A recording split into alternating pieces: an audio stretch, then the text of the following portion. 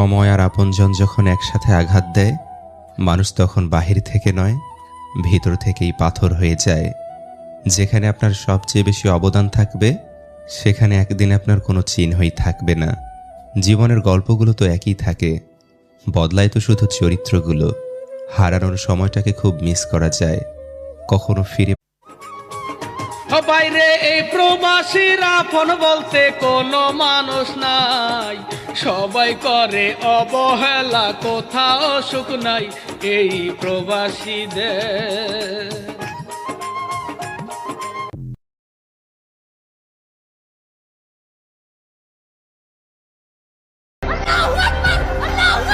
ভারতের হিজাব আন্দোলনের সময় আলোচনায় আসা সেই তাবাসসুম সাইক এবার দ্বাদশ শ্রেণীর পরীক্ষায় কর্ণাটক রাজ্যের ভেতর প্রথম হয়ে সাড়া ফেলেছেন গোটা ভারতে।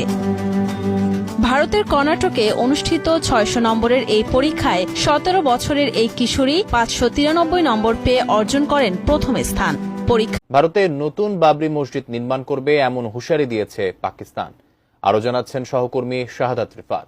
कि जब बाबरी मस्जिद की पहली ईंट उसकी बुनियाद में पिंडी से एक आम सिपाही लगाएगा और उसमें पहली अजान पाकिस्तान का सिपाहसालार आसिम मुनीर देगा। भारत पाकिस्तान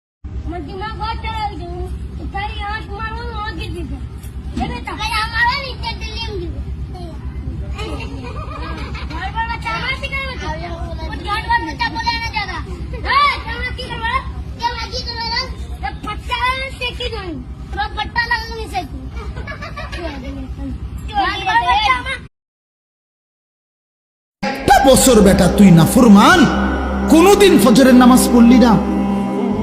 আরে তুই কি মানুষের বাচ্চা রে? এটা কিভাবে সম্ভব ভাইয়া?